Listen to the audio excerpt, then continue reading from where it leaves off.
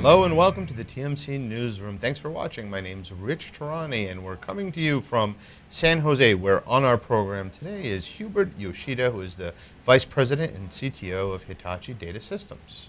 Hubert, how are you? Thank you, Rich. Fine. Good, good. So I thought we'd just start off by talking about your company and just briefly what you guys are up to. Okay. We are Hitachi Data Systems. We are the storage systems arm of Hitachi Limited.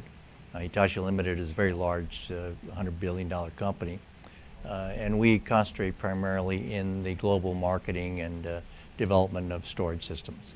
And we've seen quite an evolution of storage, right, in the last few years?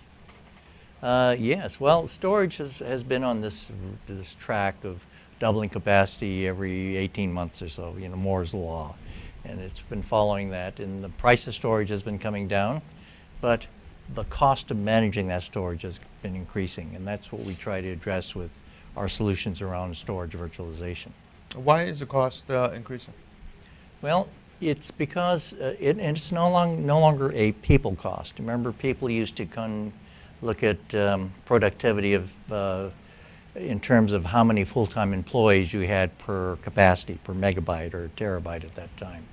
But that's changed, primarily because now we're networking storage together. And we have more and more servers and applications on a storage frame because they're networked onto that storage frame. Today you may have 100 applications on a storage frame. And you've got to move that to the new storage frame to get the lower cost, to the lower price. Sure. But when you do that, you can't stop the application, right? So how do you make this change without stopping the application? Well, if you don't have virtualization, you steal some time on the weekends. You move 5 applications a weekend, and before you know it, it's 6 months. You could do that with 1 person, it will take 6 months. You do it with 10 people, it will take 6 months. You can offshore it to India, it will take 6 months, because it's no longer a people problem. It is a scheduling problem. And the best way to address a scheduling problem is through virtualization. Separate the physical view from the application view and do your physical changes while the application continues to run. Now, are enterprises quick to understand and appreciate this approach, or are you seeing any resistance at all?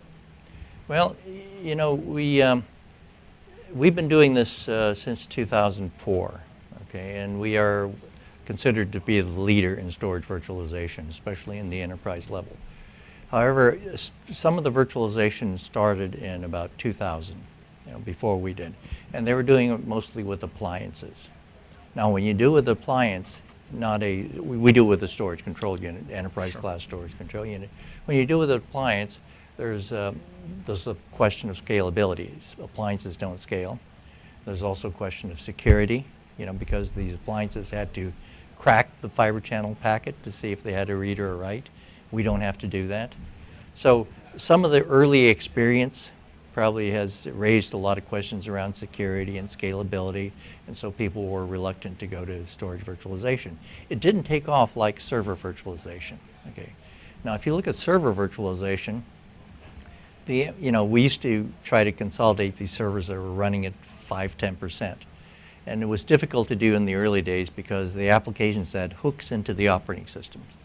You had to unhook it to consolidate them. Well, VMware came along and said, okay, don't unhook the application. Give me your application and your operating system, and I'll just stack them up. So it's very easy to do server virtualization. We do the same thing in storage. Other virtualization solutions require you to remap the logical units or the volumes. Okay, you take physical volumes, remap them to virtual volumes. So there's a mapping table. Okay, we say don't do that. Just give us your LUNs, show us your LUNs. We present it in our cache. We put all our functions around it and then put it back. So it becomes very easy to virtualize. So getting that message across, and hopefully this telecast will help us to do that, is the key purpose that I'm here. That's great. So you're, based on what you're telling me, it sounds like tremendous productivity increase. Now the question becomes, how do you calculate the ROI? Because it seems to me that it's not an immediate ROI, right? It's a circumstantial ROI. In certain instances, you will return the money that you spend to move to this new framework or architecture? Very good question, and that's another reason why virtualization hasn't taken off. You know, the financial people can understand dollars per megabyte or dollars per terabyte, Sure. right? And so they will immediately focus on the lowest cost, Sure. capital cost. Okay? But the capital cost is becoming less and less percent of the total cost of storage. Sure. It's somewhere less than a third to going to 24th of the total cost. And the cost is, you know, as I explained earlier, the cost of migration, because when you do that and it takes 6 months, you have 2 boxes sitting on the floor, one's on very expensive maintenance, 2 copies of licenses, power and cooling. The burden cost of moving a terabyte of data today is about $7,000 to $10,000 per terabyte. Okay, now I can reduce that by virtualizing it, and instead of taking 6 months, I can do that migration within an hour. It just means connect up the new box, and I can virtualize that. So I can reduce it at least down to a weekend. So a tremendous amount of savings. But say that is difficult to communicate to the financial people. Financial people don't understand storage virtualization. You'd say that and they don't understand what that means. So we have to teach the data center people how to quantify the total cost, how to map the technologies like virtualization, and there's another one called dynamic provisioning, to these to reduce that cost, and what is the return on investment. We talk about a return on asset because with virtualization we can improve the assets, all your existing assets, just by virtualizing behind their system. They inherit all the capability of the virtualization front end. So we have developed this thing we call storage economics, okay, which is a very well-defined set of methodologies and tools where we can first quantify the cost, map the technologies, determine the ROA, and then put it into financial terms that we communicate to the financial people, in terms of ROA, in terms of net present value and things like that.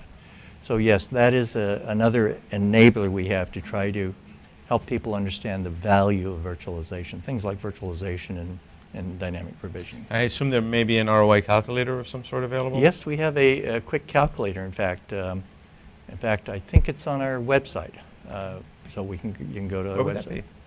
www.hds.com. Okay. I also have a blog there as well. Okay. Under hds.com/hu, H-U.